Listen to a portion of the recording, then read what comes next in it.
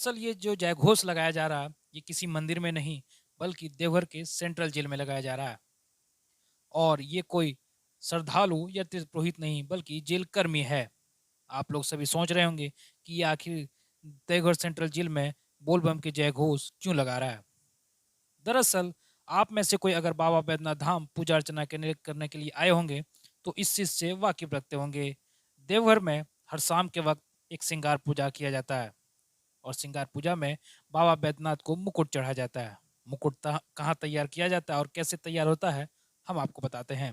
दरअसल जब भी आप कैदी शब्द सुनते होंगे, तो आपके मन में नकारात्मक भाव और उसको लेकर कई क्राइम याद आता होगा।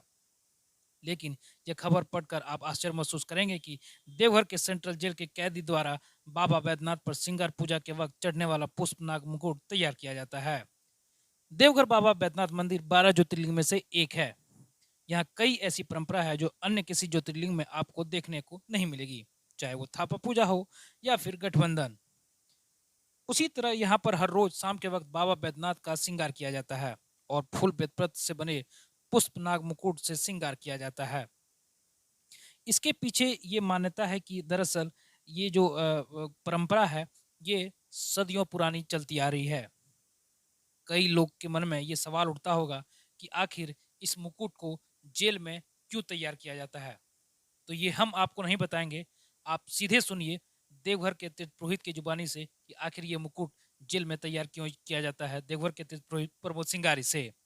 बाबा धाम में मुकुट चढ़ाने की परंपरा है, क्या है इसके पीछे की कहानी और क्या महत्व है? कौन बनाते हैं ये सिंगर मुकुट? बाबा बैद्यनाथ धाम में जो मुकुट चढ़ाने की परंपरा है वह अति प्राचीन काल से चली आ रही है। पहले ऐसा उल्लेख आया है शास्त्रों में या यहाँ के इतिहास में, जो स्वर्ण मुकुट चढ़ाया जाता था, और वह स्वर्ण मुकुट जो है कालांतर में जो है तो पुष्प मुकुट के रूप में स्थान ले लिया है। ऐसा यहाँ एक इतिहास में बतलाया गया है। 1888 की यह घटना है। उस समय यहाँ के मठाधीश थे श्री शैलजानंद ओझा और यहाँ के लेफ्टिनेंट गवर्नर थे यहाँ स्टुअर्ट वेले। तो उनका पुत्र किसी युद्ध में गुम हो गया था, तो वो यहाँ बाबा मंदिर पधारे थे।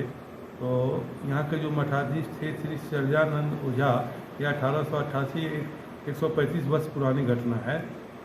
तो उन्होंने वो बहुत तंत्र के बहुत बड़े विद्वान थे, बहुत बड़े जानकार थे, तो उनसे जाके भेंट की और उनको बतलाया जो मेरे साथ ऐसी ऐसी घटना घटी है। उन्होंने कहा जो ठीक है, देवादिदेव महादेव जो है पंचानन हैं, इनके पंच मुख हैं और ये जो है सो पंचाक्षरी मंत्र से प्रसन्न भी होते हैं।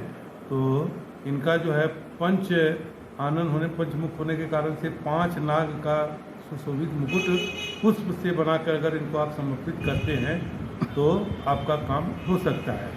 उन्हीं की आज्ञा से उन्होंने यहाँ के जेल में जितने भी कैदी थे उनको आज्ञा दिया जो आप जो है सो पंच मुख वाला नाग मुकुट तैयार करें और बाबा को श्रृंगार के समय में समर्पित करें। और 1888 से यह चली आ रही है यह परंपरा, क्योंकि उनके बाद उन्होंने कुछ दिन तक यह मुकुट समर्पण किया। तो उनको बाद में तार के द्वारा यह सूचना मिली कि जो उनका पुत्र जिंदा है और वो मिल गया है। तो बड़ा प्रसन्न हुए और उनकी भक्ति बाबा बैद्यनाथ के प्रति असीम हो गई। और उन्होंने ऐसा लिखित ऑर्डर ये आदेश दिया, तो जब तक ये भारत सरकार में अंग्रेज़ों का शासन रहा तब तक यह मुकुट चढ़ते रहा। तो 1888 से मतलब करीब 60 साल उन्होंने उनके ऑर्डर से चला। फिर 1947 के बाद भी यह परंपरा चलती आ रही है और अभी तक चली आ रही है। लेकिन यह मुकुट की परंपरा आज से नहीं है, आदिकाल से।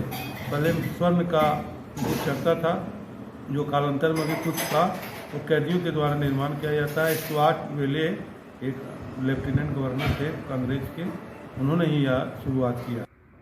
ये पुष्पनाग मुकुट जेल में बनने की परंपरा 1988 से चलती आ रही है। देवघर में कई ऐसी परंपराएं हैं जो प्राचीन काल से चलती आ रही है और ये परंपरा किसी अन्य ज्योतिर्लिंग में आपको देखने को नहीं मिलेंगे।